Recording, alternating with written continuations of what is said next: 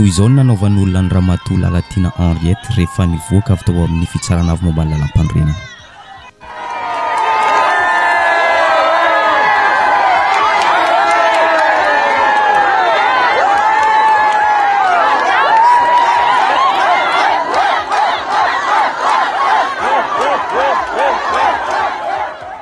Notsenain'olona tamin'ny ogaoga sy orakoraka.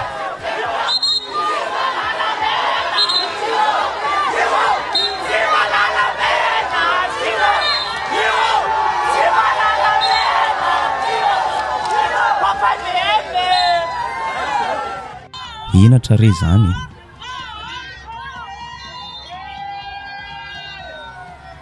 Iny hitantsika amin'ny sary iny fa iny fa lasa nitsoaka izy. Mifanohitra amin'izay tanteraka kosa no nitsenan'olona ny Ramilson Menjanary rehefa nivoaka ny lapan'ny fitsarana avy momba ny lalam-pandroenana. Araka ny hitantsika io dia nomen'olona tehaka, fisaorana sy fankahirezana.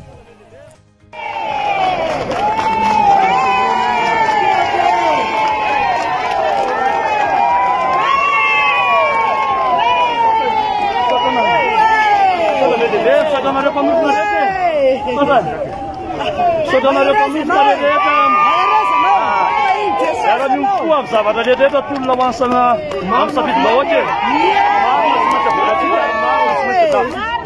dia makasitraka anareo rehetrarehetra toa manamokony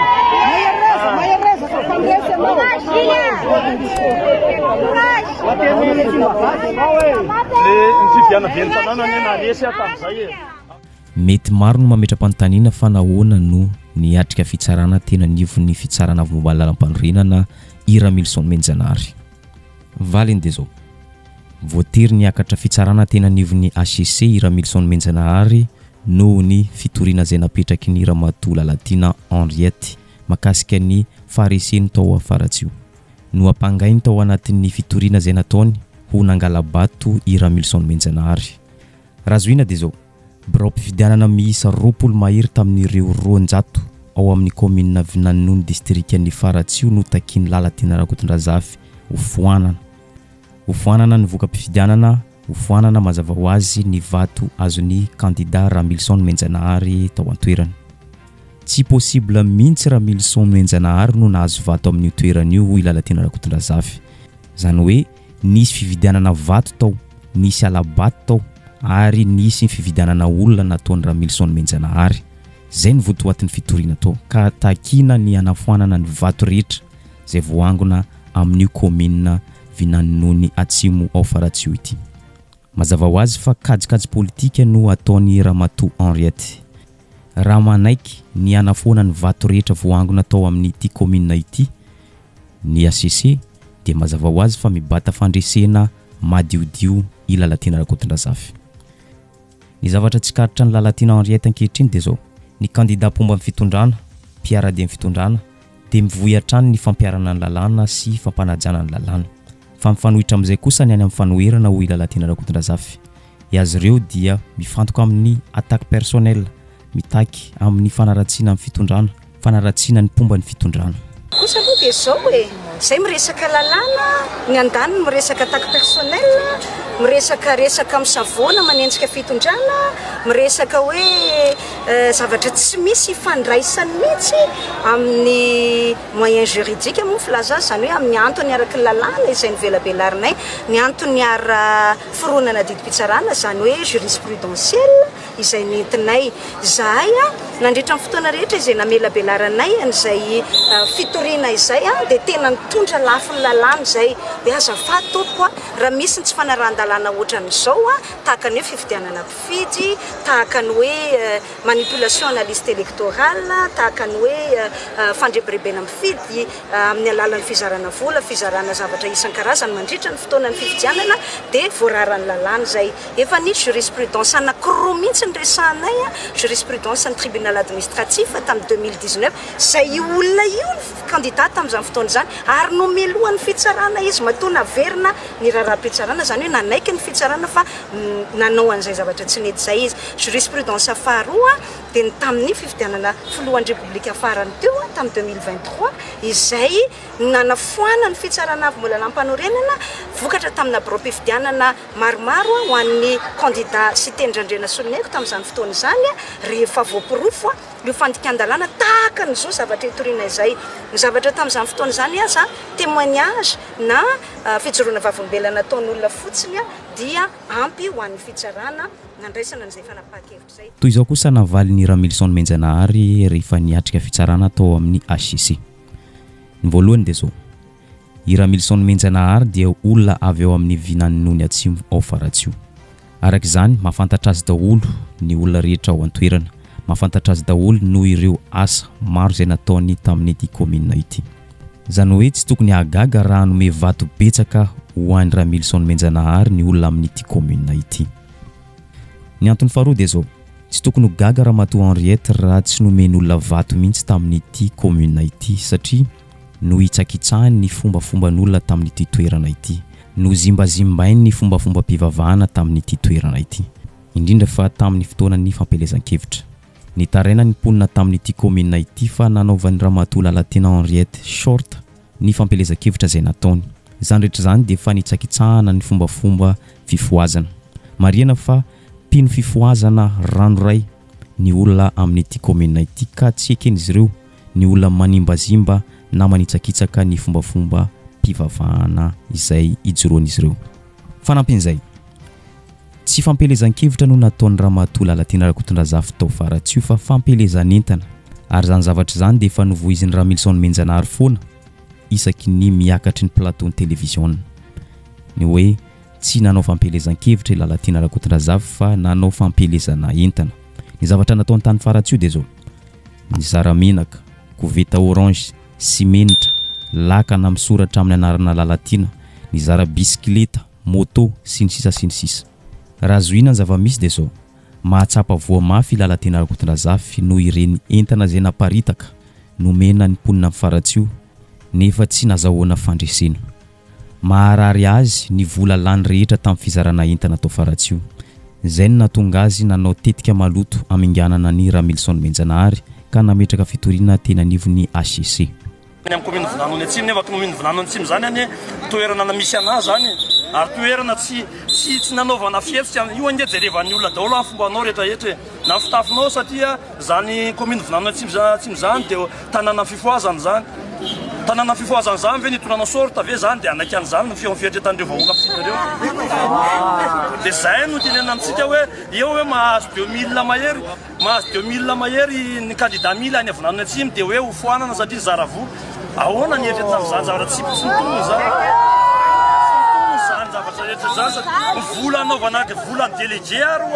volan'ny délégué mbola namana nahita satria ianao nanao tamina candidat mangeza mieritreritra hoe lehibe tamin'ny tany sy ny firenena mieritreritra hoe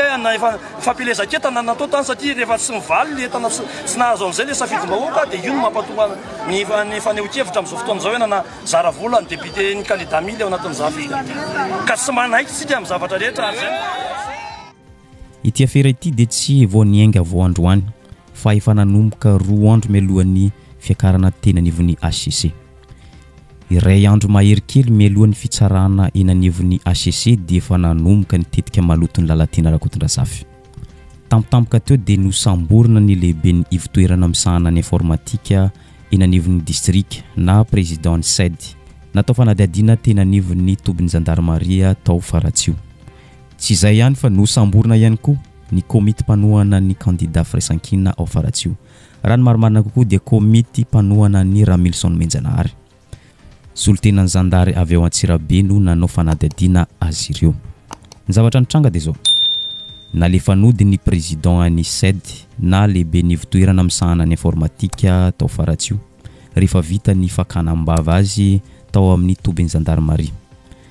Fa mbola notazomin'izy ireo ny komity mpanohana ny Ramilson Menjanahary na komity mpanohana ny vovonana firaisan-kina ao Faratsio.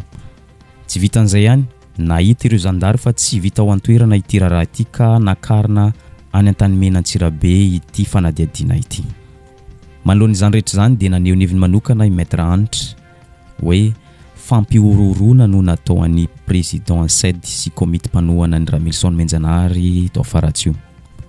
Efa hita miariary mihitsy hoe ataony fomba rehetra anaovana tsindry azo lena sy raha-matahora an'ny tompon'andraikitra izay miezaka miasa amin'ny fomba madio sy mangarahara.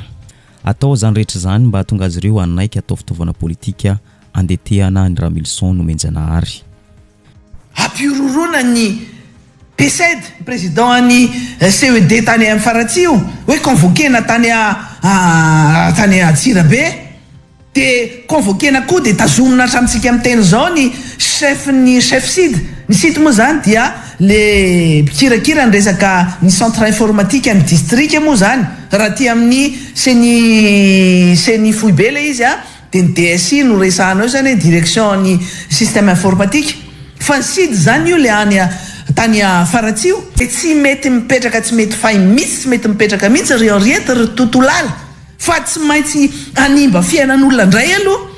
te anagadra olona ohatra ny vadiny ndray koa aloha satria tsy manaiky resy mihitsy tsy manaiky mihitsy hoe la vérité des urnes mily kely ve de izy hoe nandeha angala bato nefa izy olona tsy manana ny fahefana rehetrarehetra ohatra ny anananao tsy nanana moyen rehetrarehetra ohatra ny nanananao de izy miakuzena fa mividy vato sy mangala bato de mba hijustifiena ny fitoriana rehetrarehetra nataonao dia convoquena anaovadato enquête ny PSED de convoquena ihany koa ny chef SID de azo ekena ve zany ho anareo any Faratsio any. Tsy Ramilson Menjanahary ihany no niakatra teny anivon'ny fitsarana avy momba lalam-panorenana fa tratran'izany ihany koa Iafakandro Christian. Niatrika fitsarana Iafakandro Christian candidat solombavambahoaka ao Mahajanga voalohany noho ny fitoriana izay nataon'ny candidat mpifaninana aminy tao an-toerana de tsy iza zany fa candidat Nicolas Stefan. Ny antony de zao no ampangaina ho manana raharam-pitsarana hono Iafakandro Christian raha tsy karatra fa nitazona larana voalohany tamin'ny voka-pifidianana izay navoaka ny seny. Raha ho an'ny Nicolas Stefan manokana dia raha ho lefa ny sazy sy manana raharam-pitsarana de tsy tokony latsaka ho fidiana solombavambahoaka. Toy izao kosa no navalin'ny Afakandro Christian tena anivon'ny ACC. Ilaza izy fa efa madio ary afaka madidio tena anivon'ny fitsarana maefa. Tsy nisy sazy niatra taminy zany fa ny tena sazy dia nahazo sazy miantona eo ambanin'ny fanaraha-mason'ny fitsarana. Nanaprofo Iafakandro Christian fa olona madio izy ary tsy misy eloka eny amin'ny fitsarana. Profon'izany de zao nahafeno nantota taratasy firotsaka ho fidiana ho solombavambahoaka izy ary zay no nazahoan'ny laharana ary mitazona laharana voalohany izy raha ny voka-pifidianana izay navoaka ny seny. Toy izao ny fahitan'ny Afakandro Christian ny tetika maloton'ny Nicolas Stefan. Tetika maloto sy kajikajy politika maloto no ataon'ny Stefan Nicolas ankehitriny mba andetehana ny Afakandro Christian ka atonga ny Stefan Nicolas hiakatra amin'ny toerana misy ny Afakandro Christian ankehitriny. Ka zay zavatra izay dia tetika n'olona kanosa te ahazo laharana faharoa eo amin'ny listra no anton'izany rehetra zany ho Iafakandro Christian manoloana izany rehetra zany. Ny antony faharoa ny ampangana azy teny anivon'ny ACC de zao no ampangaina ho nangala-bato sy ny vidy olona nandritra ny fifidianana Iafakandro Christian na de tsy misy porofo azy. Ny valintenin'ny Afakandro Christian de zao ity candidat Nicolas Stefan ity no nizara vola tao Mahajanga, nizara fitaovana, nizara entana sy ny sisa. Nefa rehefa tonga ny resultat de tsy lany izy. Ka zay zavatra izay no maharary azy ka manao zay fomba rehetra aminganana ny candidat ny firaisankina. Nampitodika ny sainy Nicolas Stefan ity Iafakandro Christian fa ireny valin'ny fifidianana solombavambahoaka ireny dia fitsarana avy amin'ny vahoaka. Raha lazaina fomba hafa de zao no tsarain'ny vahoaka ireny tsy fahombiazana rehetra nandritra ny fitondrany nandritra ny mandat rehetra tao Mahajanga. Iditra zany fa mahatonga idika ny vahoaka tsy nifidian'ny vahoaka de tsy navita ny tondraten'ny vahoaka zany. Noho izany de zao mahaiza monina ary maneky resy rehefa resy. Tomzay voka-pifidianana nisy vonjy-maika zay navoaka ny seny. Izany rehetra izany dia tsara ny afantara ny vahoaka malagasy rehetra indrindrandrindra fa ny vahoaka ny Mahajanga zany tokony mahafantatra an'izay fitoriana izay dia nisy ny chef d'inculpation anankiroa na loham-piampangana anankiroa no ny député Nicolas Naingo zany dia ny voalohany amin'izany hoe efa nisazy ono ny vatantenako nefa tsara no nafantarantsika azy fa na dia nisy zay sazy zay dia mazava ho azy sazy miampina le izy ary feno ny antotantaratasy zay manamarina fa hoe afaka milatsaka fidiana ny tenanay ary tsy vitan'izay zany mbola eny anivon'ny fitsarana moa ny raha ohatra makasika an'izay sazy zay satria nangataka zay zany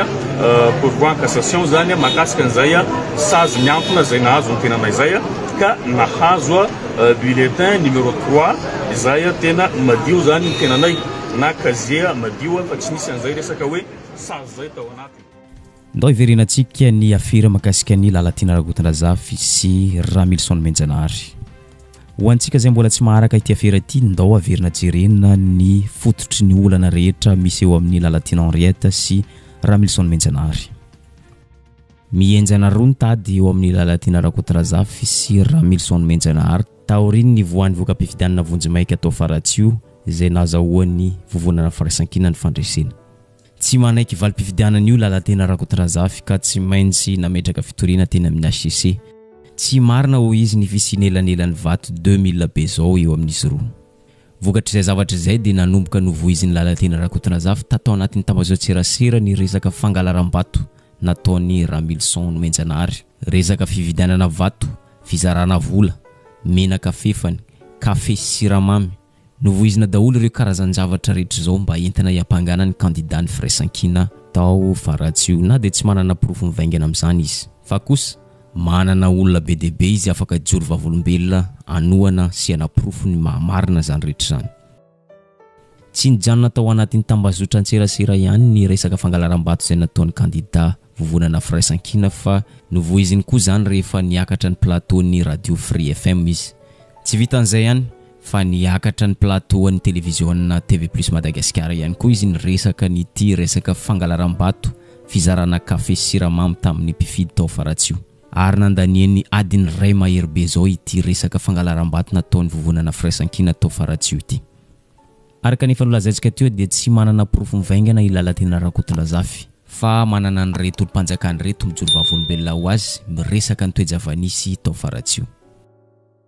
Be ny tanàna sivy be zao avy amin'ny commune mandrafitra ny Faratsio no mijoro vavolombelona miresaka fa tena nisy tokoa ny fividianana vato, ny fizarana vola,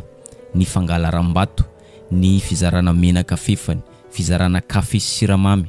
herisetra sy fandorana tranon'olona mpanaradian'ny Lalatina Rakotondraza zay nataon'ny candidat firaisan-kina Ramilson Menjanahary tao Faratsio. Ny tena loza dia zao ny daroka sefipokotany hono ny vovonana firaisan-kina tao Faratsio. Fijoroana vavolombelona tao amin'ny bentanana satria bentanana nge tena nilomany tao anatiny teny fotony mihitsy nahita ny zavatra nisy dia nahita ny ataontsika tsy fanaran-dalàna sy ny osika sy ny sisa rehetra tany dia alefantsika kely izay fijoroana vavolombelona taon'ny bentanana sy ny fitantarana ny herisetra ny tranga taloha ny fifidianana nandritra ny fifidianana taloha ny fampelezan-kevitra sy nandritra ny fampelezan-kevitra. Ohatra betsaka ny tranga nandritra izany dia ny fifidianana ny mpifidy nozaraina vola sy nozaraina hena fefany sy kafe rehefa avy ny fidy izy ireo. Nisy ireo bulletin précoce maro ny bureau de vote nahitana olona sady président ny bureau de vote no délégué ny candidat larana fahatelo. Betsaka koa mpikambana ao ny bureau fandatsam-bato olo mily na hanaovan'ny ekipa ny ramatahora dia tsy mahateny. Ohatra ireo asesera mpijery ny anaran'olona anaty lisy mpifidianana raha vao mahita hoe olona hifidy amin'ny Lalatina dia averiny zareo ary lazainy fa tsy anaty listra izy ireo. Nisy fifidianana vato nataon'ny candidat larana fahatelo sy fizarana vola nandritra izany fotoam-pifidianana 20 Mey lasa teo izany. Ampitsaivina koa fa maro ireo herisetra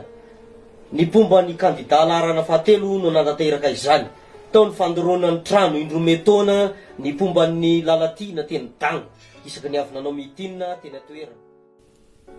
Tsy fijoroana vavolombelona zay nataon'ny reny olom-panjakana reny ihany no porofanana ny Lalatina Rakotondraza fa manana sefipokotany ny joro vavolombelona ihany koa izy. Ity sefipokotany hitantsika misary ity dia nahita ny olon'ny Ramilson Menjanahary ny zara vola ho an'ireo olona andeha hifidy. Zany hoe ity sefipokotany ity no nahita nanatry maso ny fizarana vola nataon'izy ireo fa tsy manana proof antsary na vidéo fa fijorana vavolombelona fotsiny dia ampy. Izao dia sefokotanina Tsiratsiandamana commune Faratsio mamaky Batsilana ny tsy fanaran-dalàna izay nataon'ny ekipa mily tao anatin'ny fokotany iandidiko. Manaramaso no manodidina ny fifidianana. Ka noho izany dia nahita aho fa nisy olona roa lahy mizara vola sy manentana ny olona ifidy any mily. Tsy fanaran-dalàna zany ny osokabe vava fangalaram-bato tatanaty fokotana Tsiratsiandramana. Nisy konko tao amin'ny trano akaiky ny biro fanatsahambato mandro vary eo zareo dia avy fidy dia mihinam-bary eo daholo zareo. Misy ray aman-drenibe zany mipetraka ny andro pariva ny andro teo nanetana ny olona ihany konko izy ifidy amin'ny mily alabato zany tompoko. Fanampin'izay manana fijorana vavolombelona izay nataon'olon-tsotra tao Faratsio Lalatenana Rakotondrazafy izay entina anaporofona fa tena nisy tokoa ny alabato ny fizarana vola izay nataon'ny Ramilson Menjanahary tao Faratsio. Ireto olona hitantsika amin'ny sary reto dia nijoro vavolombelona fa tena nanatitra maso nahita ny fividanana vato, fizarana vola, fangalaram-bato, ny fizarana menaka fefany, fizarana kafe sy erisetra maro samihafa izay nataon'ny candidat Ramilson Menjanahary. Fa ny fijorana vavolombelona izay nataon'izy ireo dia mitovy tamin'ny teo aloha ihany. Fijorana vavolombelona tsotra fa tsy misy proof antsary na horonan-tsary. Kariva na mareny dia manao akety hoe ahoana ity zany. Misy fandrahonana mihitsy. Misy fandrahonana mihitsy zany ataon'ny zalahy hoe misy azy zany hoe toko tsy mahita zavatra ao tanàna ao ala raha voeto tanàna eto misy mikilôsilôsy. Zany rehetra zany ny fandrahonan'olona daholo ary pomban'ny numéro 3 moa dia tsy maherihery sety zany ary tsy mena miteny. Ka zay tsy mena miteny zay hitanao ihany fa ny olona tatsahakely zay mankofotra ny sana sody reto doran'ny olona matrano ohatra zany. Zay ao amin'ny fikambanana ao anatin'ny fokotany andidian'ny commune zany tompoko dia tena malahelo satria efa ao anatin'ny fijanonana tsy fanaovana propaganda intsony mbola mitety andro zareo mandraparain'ny andro mitondra kafe, siramamy, sio, menaka zany noentiny entina andrebirebena ny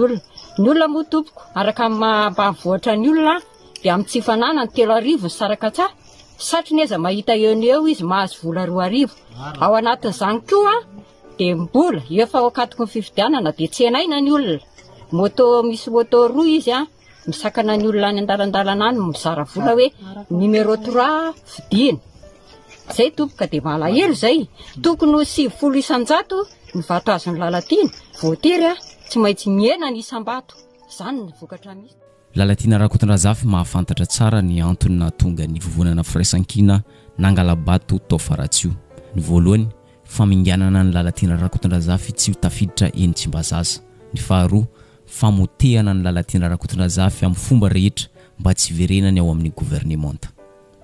Hita miariary ny tawatra ao anatin'ny vovonana firaisan-kina noho izy vehivavy manana fahasahiana mijoro miaro ny fitondrany Andry Rajoelina amin'ny fomba rehetra. Ny raisiny ohatra tamin'izany ny raharaha mamaivay tamin'ny herintaona ny makasika ny fizakan'ny filoha Andry Rajoelina ny zoam-pirenena frantsay. Teo foana i Lalatina Rakotondrazafy niaro ny filoham-pirenena tamin'ny zoam-pirenena frantsay izay nananany ary naomby zany mandraka aty androany. Ohatra faharoa ny raisiny dia zao ny fiarovana ny Premier Ministre lehiben'ny gouvernement Tatsain Christian tamin'ny fotoana saika nanaovana motion de censure azy. Noho ny fijoroan'ny vehivavy say toan'ny Lalatina dia tsy nirodana zany gouvernement Tatsain Christian izany. Tsy za manokana na ny action akongeny mahatonga ny hoe mifatratra ty aminany fanenjehan'ny mpanohitra fa za hoe ity ny tena mahasamiaro ny fitondram-panjakana za teo akaiky ny filoha Rajoelina foana na nentsika mivaivay ny mpanohitra reny resaka nationalité reny resaka hoe ny zoam-pirenen'ny filohan'ny république reny resaka motion de censure reny nahazo ny Premier Ministre lehiben'ny gouvernement izay fanenjehana rehetra nahazo ny fitondram-panjakana ka iveriko fa défendable dia nijoro foana ary zay zavatra zay fantatro fa manahirana ny mpanohitra ary zay ny tena mahatonga azy ireo manenjika mankahala amin'ny fomba mahavaivay mihitsy dia nahita zany ny mpanohitra Abraham hoe ty fifidianana ny Faratsio ty no occasion anankiray, occasion volamena, occasion honora anaovana nyty Lalatina ty izay daraboka azy ka dia niarana hitsitsika hoe raha ohatra ka miala lalatina zany a tsy lany solombavam-bahoaka raha ohatra ka tsy miverina anaty gouvernement tatsony a malaladalaka amin'izay ny mpanohitra na eny amin'ny anteminy-era-pirenena raha fa tsisy any lalatina hanohitra ny paika ratsiny zareo hoe andehanao zareo nge fa miteny mazava hoe anonga-panjakany anao coup d'état institutionnel teniny zareo zany de hoe ataovy zay tsy atonga ny lalatina na amin'ny fomba hoana na amin'ny fomba hoana eny amin'ny anteminy-era-pirenena zay manazava ny ho angaretona atao amin'ny lalatina amin'izao fotoana izao io a ankoatr'izay nanamafy lalatina Rakotondrazafy tamin'ny mpanao gazetiny TV Plus fa tena nanara-dalàna ny candidat avy tao amin'ny Irmar. Raha lazaina fomba hafa dia candidat lalatina Rakotondrazafy dia tena nandeha tamin'ny fahitsina, tampamarinana ary nanara-dalàna antsakany sy andavany nandritra ny fifidianana solombavam-bahoaka tao Faratsio. Tena nandeha tamin'ny fahitsina ny candidat tao anatiny ty fitondram-panjakana ty za tsy manana zay mety ho exception fa amin'ny ankapobeny de tena nandeha tamin'ny fahitsina ny candidat rehetra tao anatin'ny plateforme hier inona ny antony tsotra be isika rehetra miaraka amin'ny Andry Rajoelina.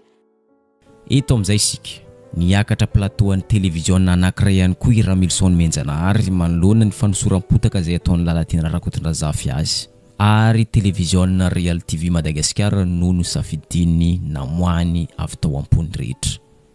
Nampatsiahy ny toe-java-misy indrindra fa makasika ny voka-pifidianana vonjy maika izay nivoaka tao Faratsio i Ramilson Menjanahary hoe 2351 elanelan'ny vaton'ny firaisan-kina ao Faratsio sy vato voangon'ny vovonana Irmar. Ary izay zavatra izay no tsy nekeny lalatina Henriette ka natonga azy nametraka fitoriana teny amin'ny HCC satria nangona olona betsaka izy tamin'ny fotoanan'ny fizarana koveta, menaka, savony, so vilany, moto, bisikleta sy ny sisa nandritra ny propagande. Ary izay zavatra izay no niaingany fiampanganan'ny Ramilson Menjanahary ho nizara kafe sy siramamy, nizara menaka fefany, nividy vato sy ny sisa. Zany hoe nampiseho mihitsy lalatina Rakotondrazafy fa tsy iny valim-pifidianana iny no tena izy fa any amin'ny HCC. Nisy elanelam-bato eo amin'ny 1.5 sy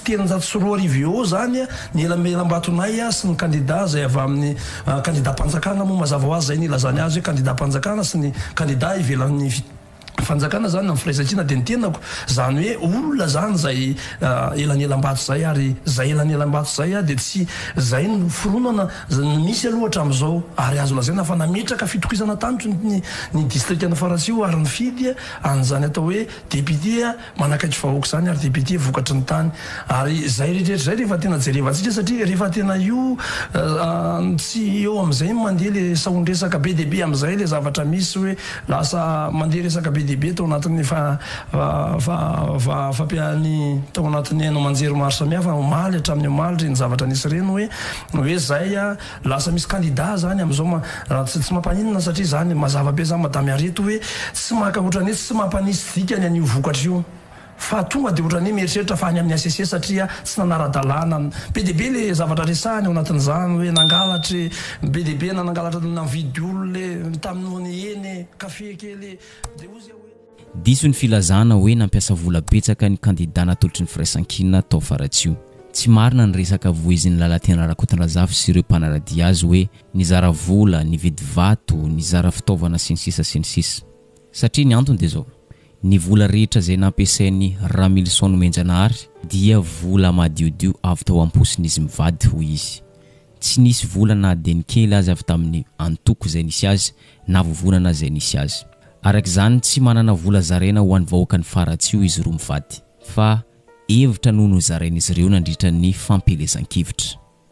Ny vola nentina amin'izany de volanay mivady tao an-tokantrano tsy nisy famatsim-bola avy any ivelany tsisy famatsim-bola nomeniny avy amin'ny atao kely vovonana firaisan-kina fa volanay no entina amin'izany tsy marina zany le tena nampiasa vola be tsy marina zany raha tena ninjery ianao ny fampelezan-kevitra tany amin'ny moto no entina manao propaganda mitety commune tsy atao hoe amin'izay commune mety hoe makany avinano mety zay no aza le any tobile nakany Miandrarivo ny tondra soanao fa tena moto no entina satria tsy ny lalana ratsy ary ny atao hoe oentina manao fampelezan-kevitra dia tena any amin'ny lalàna vezaka io ary zay rehetrarehetra zay no lazana hoe tsy raha ny zavatra nisy teny akianja zany dia hoe tena olona ny eny manatrika ny propaganda ny atao keny amin'ny candidat mily na tany avinanony zany tenenina aminatin'izany rehetrarehetra zany dia hoe zany rehetra zany no lazana hoe tena resy lahatra ny vahoaka amin'ny farasio fa ny fanodiko-donana ny safidim-bahoaka kosa dia tsy ekena hoe anao tsindrina anao répression anatina hoe marina hoe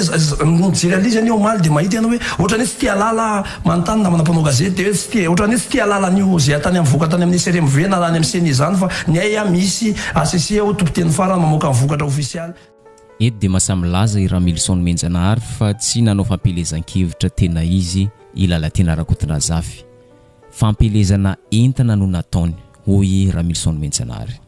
Ataoko angamba fa tsy nisy tsy nahita ny fizarana koveta orange, kopy orange, t-shirt, simon, moto, bisikleta, lakana zay misy soratra hoe lalatina, misy ihany koa ny fizarana medaly, amboara sy ny sisa sy ny sisa. Izy riry no nanao zany rehetra zany, nampiasa vola tsy toko tsy foroana. Eto kosa dia manamarika Ramilson Menjanahary fa ny vahoaka ny Faratsio dia tsy vahoaka madinika fa vahoaka mandinika. Raisin'izy ireo ihany ireo fitaovana sy entana zaraina fa izy ireo kosa mandinika tsara fantatr'izy ireo iza ny olona tokony isolo vavan'izy ireo eny anivona teny meram-pirenena.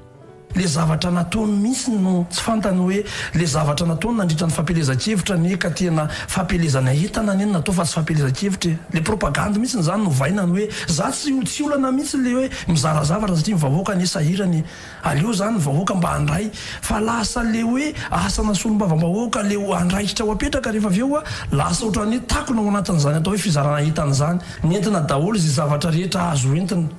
na hatramina hoe t-shirt lambahoany somavy masina fanjairana tsy zay tsy hitanao moto bisikileta zavatra be deaibe na lanty zany anatina fampelezan-kevitra an'izay mihitsy ny tenenako hoe ny fanotezana anaty hoe tsy anaty fampelezan-kevitra hoe ny antsoina hoe propaganda ary dia fampelezan-kevitra fa tsy fampelezan'entana fa ny olona rehefa ohatra ka entana no entiny dia mieritreritra fa vahoaka madinika no miresaka aminy eo fa ny vahoaka amin'ny Faratsio tsy vahoaka madinitra zany rehefa andro fifidianana fa vahoaka mandinitra ary zay vahoaka mandinitra zay dia tena raisiny io fa tsy hoe menao zavatra izy dia hifidy anao. Fanampin'izay nanamafy ihany koa ity candidat ny firaisan-kina ity fa ireo avy tao amin'ny Irmara no tena nanao lalao maloto. Nampiasa ny sefim-pokotany, manao fampelezan-kevitra, mitafy volomboasary. Teren'izy ireo ny mpampianatra, ny chef ZAP, ny mpiasa ny fahasalamana sy ny sisa hiatrika ny fampelezan-kevitra. Ny tena zava-doza tamin'ity lalao maloto nataon'izy ireo ity dia zao.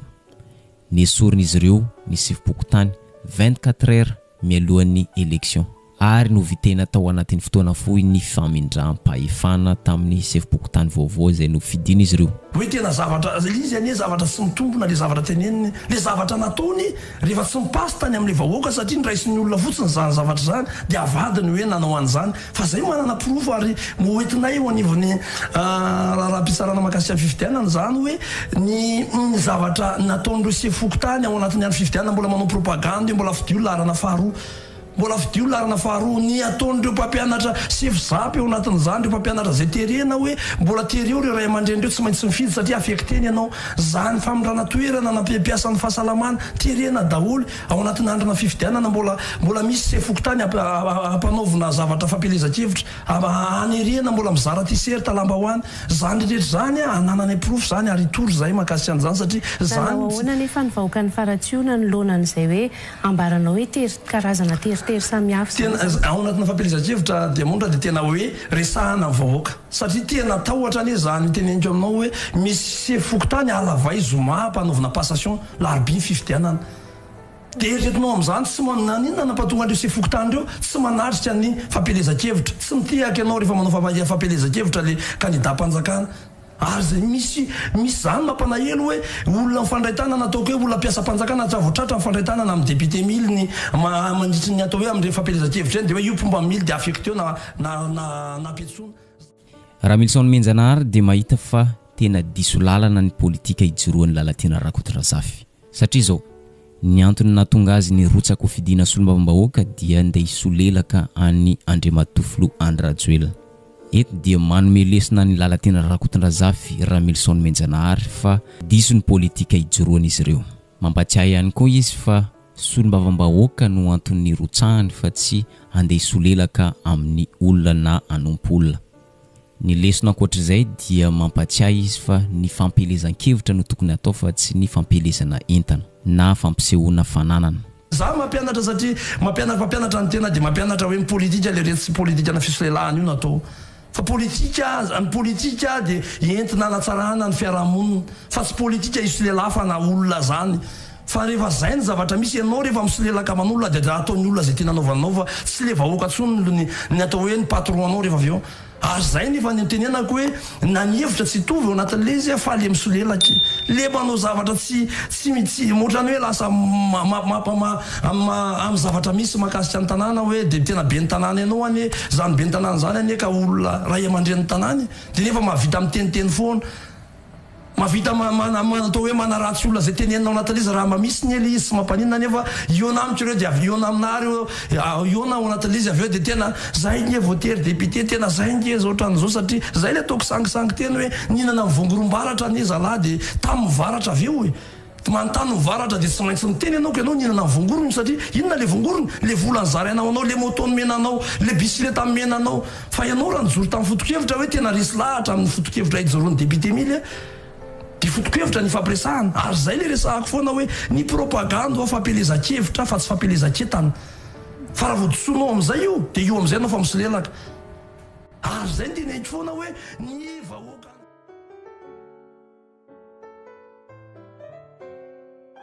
eto ampamaranana dia zao